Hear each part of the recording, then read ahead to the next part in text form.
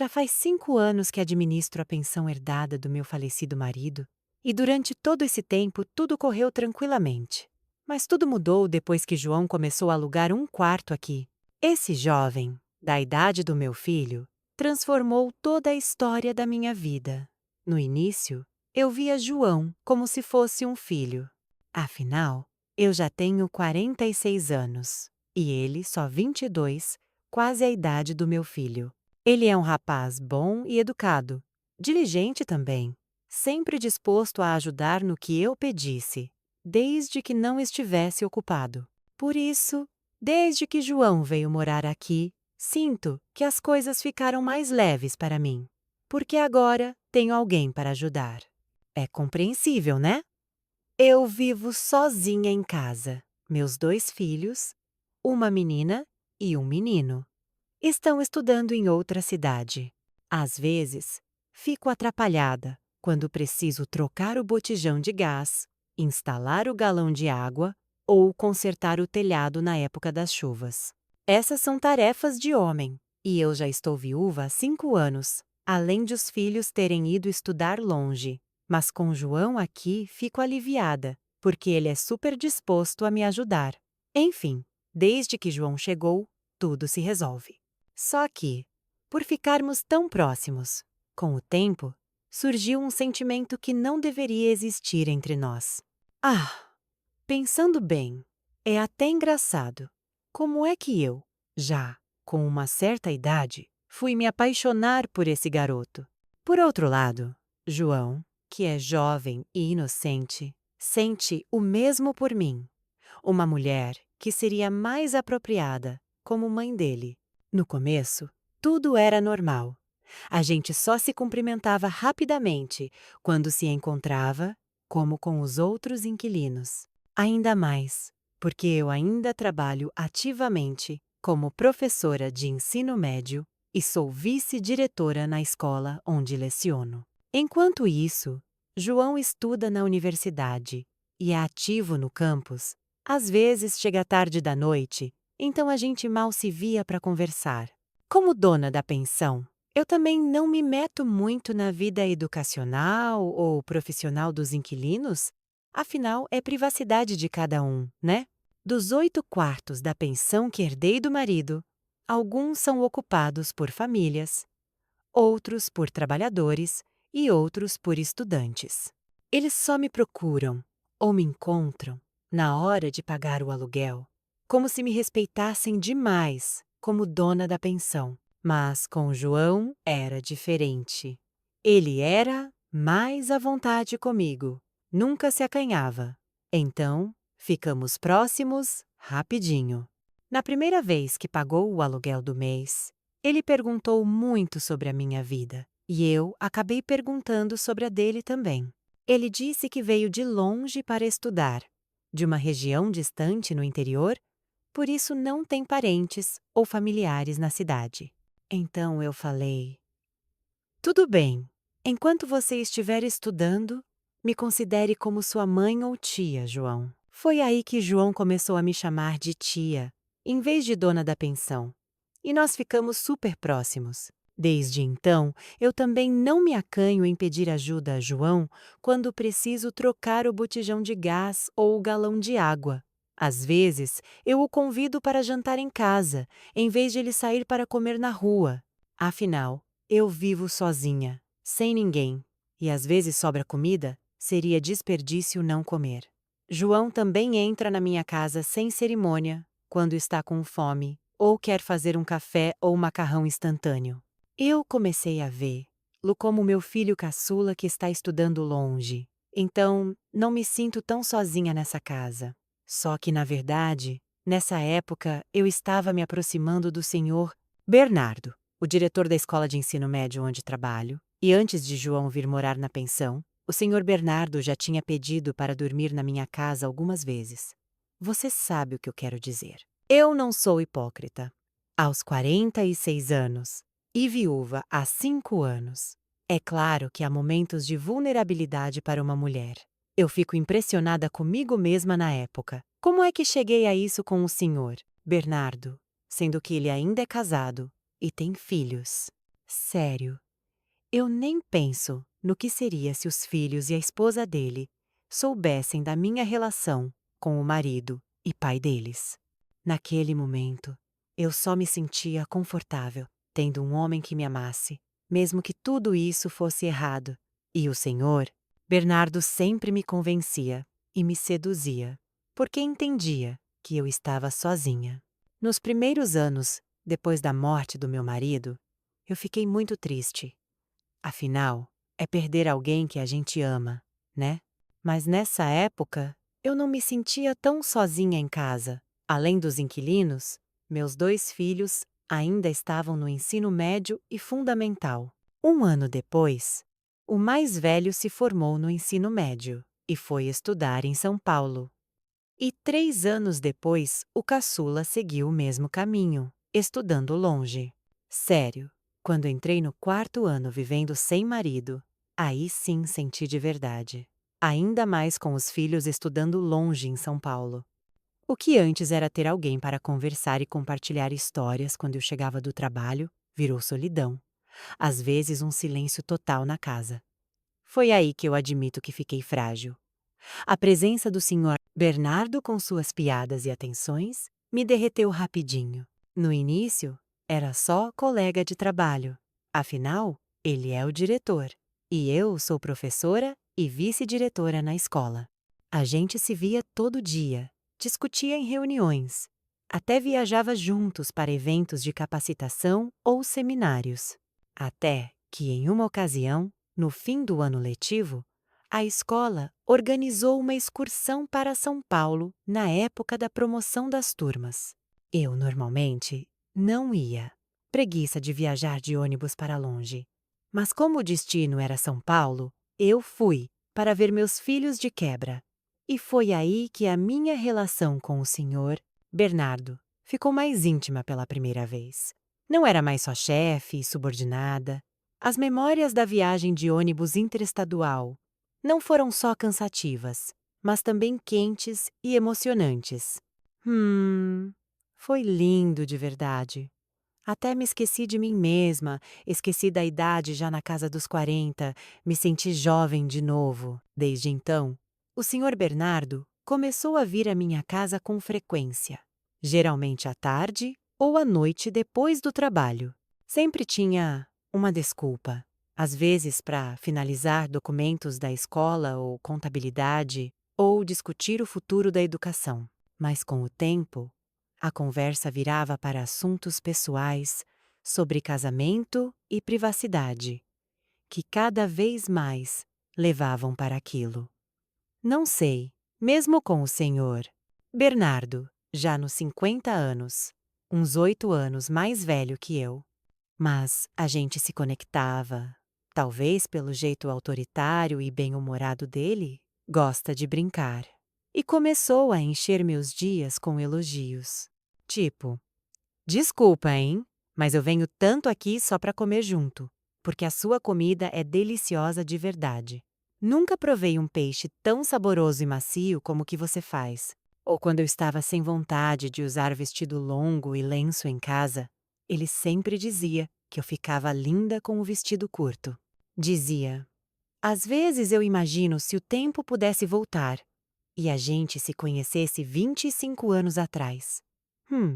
Com certeza eu seria o Arjuna ousado atirando a flecha do amor no seu coração e com certeza te pediria em casamento.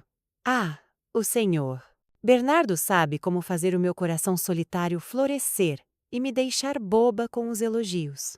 Até que uma noite eu não consegui impedir quando ele pediu para dormir na minha casa porque estava chovendo forte. No início, eu hesitei, mas como já era tarde e chovia, tive pena dele voltar, então só concordei com a cabeça. E aí, naquela noite, eu me rendi ao destino. Você sabe como é a conversa fiada dos homens, né? Até que rolou várias vezes aquilo. Mesmo depois, eu me senti super arrependida. A minha firmeza de 5 anos desmoronou com um homem que não é meu marido. Desde então, comecei a ter uma relação. Não sei como chamar, mas sem status com o senhor Bernardo. No início, era por conforto, porque na minha solidão tinha alguém para me acompanhar, preencher os dias, passar as noites. O que eu precisava não era só calor na cama ou toque físico, mas um companheiro e sensação de conforto, alguém para conversar, discutir sobre o trabalho, sobre os filhos e alguém para curtir uma refeição juntos. Isso já era mais que suficiente. Ainda mais sabendo que o Sr. Bernardo tem família, esposa e filhos esperando. Só que, desde aquela noite que ultrapassou os limites, o Sr. Bernardo tem família. Bernardo começou a pedir mais do que só amizade. Eu entendia no início, porque o desejo não vê idade, e os homens sempre precisam de carinho. Mas com o tempo, eu me sentia só um lugar para ele desabafar. Só uma parada sem compromisso. O Sr. Bernardo só vinha quando queria que eu o atendesse. E ia embora depois de satisfeito com aquilo de mim. E toda vez que eu perguntava sobre os sentimentos dele e nossa relação, ele sempre se esquivava, dizendo que era só curtição mútua, sem laços.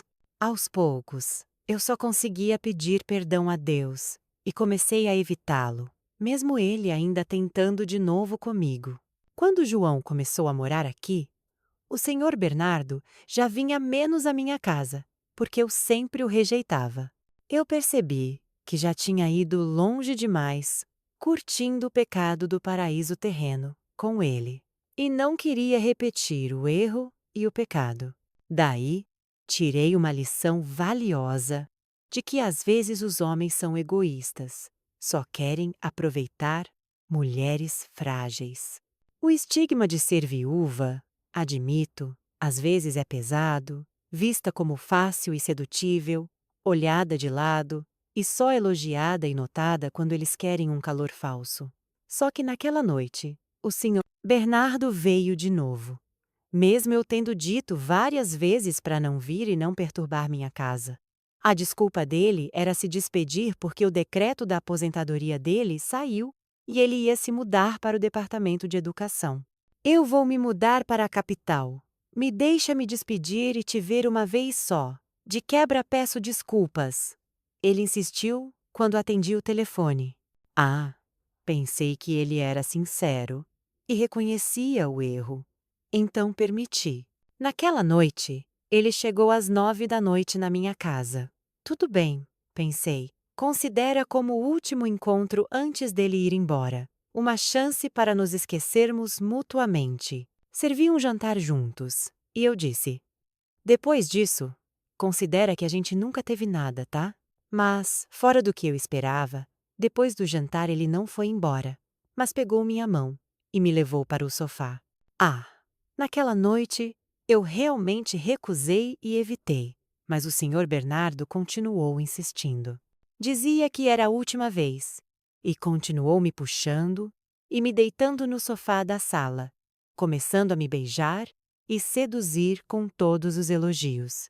Meu coração batia forte, entre raiva, irritação, mas também um sentimento crescendo, que eu não queria admitir. Ei! O senhor disse que era só despedida e pedido de desculpas, hein? Por que isso de novo? Para, não continua. Eu continuava afastando e tentando escapar, mesmo o senhor Bernardo parecendo não ouvir mais. Calma, relaxa, curte essa noite. Eu sei que você também quer que tudo volte a acontecer. A voz dele tremia rouca, como contendo uma tempestade interior, o sorriso dele se abrindo como se tivesse ganhado. Eu me sentia à beira de um abismo, um passo errado. E eu cairia de novo no pecado, sabe-se lá qual. Meu lado racional queria resistir, mas meu corpo frágil, entre querer parar e deixar levar, me arrastava para a queda. Mas tudo parou de repente, quando o Sr.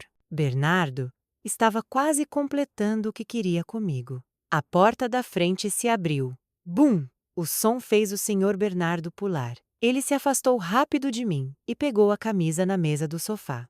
Eu me assustei, me levantei e arrumei rapidinho a barra do meu vestido amassado.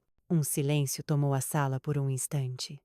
Ei, senhor! O que você estava fazendo com a dona da minha pensão? Seu crocodilo, sai daqui, ou eu chamo os vizinhos.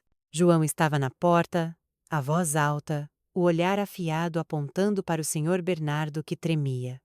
O senhor Bernardo saiu rapidinho com o rosto pálido. Logo o som do carro dele se afastando da casa. João ainda estava na porta, o olhar zangado, para o carro do senhor Bernardo, mas depois se virou. Tia, a tia não sofreu nada, né? Disse baixinho, enquanto fechava a porta devagarinho. Eu só baixei a cabeça no sofá, cobrindo o rosto com as mãos. Ele se aproximou e sentou ao meu lado. Ah, não sei. Naquela hora, eu senti a minha alma revirada por 1 milhão de sentimentos incertos. De um lado, eu estava irritada com o senhor Bernardo, mas quase me deixei levar pela sedução dele. E quando eu já estava me rendendo para cair no pecado de novo, João chegou e estragou tudo. Por outro lado, eu me sentia aliviada e grata, porque João apareceu na hora certa para me salvar do pecado. Mas eu também me sentia super envergonhada. João descobriu todos os meus segredos, minha relação com o senhor Bernardo, até que, sem perceber, as lágrimas caíram e eu comecei a chorar soluçando. Senti as mãos de João me acarinhando e me abraçando com carinho. Tia, a tia não sofreu nada, né? Não fica triste. Aquele crocodilo fugiu apavorado, tia. Sorte que eu ouvi a voz da tia da cozinha quando ia fazer macarrão. Pensei que era briga. Eu fiquei sem saber o que dizer. Só mais boba e chorando encostada no ombro forte de João. No fundo pensei, João, você me deixa envergonhada. Como uma garota salva pelo rapaz dos sonhos. O coração fica assim. João. Naquela tarde, fazia mais de 3 meses que ele morava aqui. Ele ocupa o quarto do canto perto do corredor para a casa principal. Eu pedi folga da escola. Afinal, naquele dia eu não tinha aula. Então pude voltar mais cedo que o normal. Não sei, porque de manhã João disse que tinha folga da faculdade, eu quis muito vê-lo e agradecer. João acordou tarde e tinha acabado de tomar banho e estava deitado relaxando quando bati na porta do quarto dele. Ele pareceu surpreso porque, como dona da pensão, eu quase nunca vou aos quartos. No máximo, se tem algo ou preciso falar com os inquilinos, eles vêm me ver na casa principal. Por isso, quando abriu a porta e viu que era eu, João ficou nervoso e pegou minha mão para entrar. Tia! Entra rápido! Vai que os outros inquilinos veem e falam. A voz dele baixa enquanto me puxava. Ei, João, que é isso? Por que fechou a porta? Respondi. Sim, fiquei surpresa porque João fechou a porta. Eu só vim agradecer, João. Você é engraçado, como um inquilino, escondendo a namorada. João só deu um sorrisinho bobo enquanto coçava a cabeça. Ficou mais nervoso, mas... jovem é assim. João foi teimoso e acabou rolando aquilo. Quando eu ia sentar na cadeira, João segurou pegando minha mão e sorriu de leve me olhando. Desculpa, tia. Na verdade, eu sinto ciúme de homem safado como aquele da noite se aproximando da tia. Talvez seja ousado, tia, mas eu não consigo mentir. Eu gosto da tia. Eu amo a tia. Não é brincadeira, tia. Uau, pensei. Como é que pode, João? Eu sou bem mais velha. E você é jovem, da idade do meu filho. Mas não sei. Fiquei sem palavras ouvindo a confissão de João. Não conseguia falar nada além de baixar a cabeça envergonhada. Como é que uma mulher de 46 anos é amada por um jovem como João? O que o mundo ia dizer, né? Eu ainda estava atônita quando João ousou levantar meu rosto. E, com carinho o rosto dele se aproximou. Não sei. O resto foi aquilo mesmo. A intenção era só agradecer, mas ele me deixou boba. João, vai devagar, hein? A tia também te ama, mas não apressa, João. A gente ainda não casou. Ah, sim, amor. Eu prometo que vou falar com meus pais para te pedir em casamento. A gente vai casar sim, amor. Sim, João, mas João, isso ainda não pode. A gente não é marido e mulher oficial. João, para, você é teimoso. A tia fica envergonhada, João. É estranho, né? Afinal, era 13 horas, calorão. E eu ainda de uniforme de professora. Mas João é teimoso mesmo e não ouve. Continuou tentando até 2 vezes eu ficar boba. Foi assim no início. Até eu conseguir um par jovem bem mais novo, meu inquilino que virou meu marido. É isso aí, amigos. A minha história. No final, João realmente me pediu em casamento. E casamos, vivemos felizes mesmo com a diferença de idade.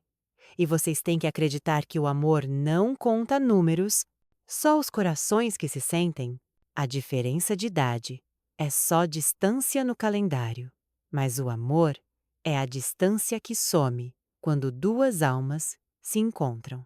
E acreditem, a diferença de idade é só o tempero que deixa o amor mais rico. Obrigado. Até a próxima. Tchau.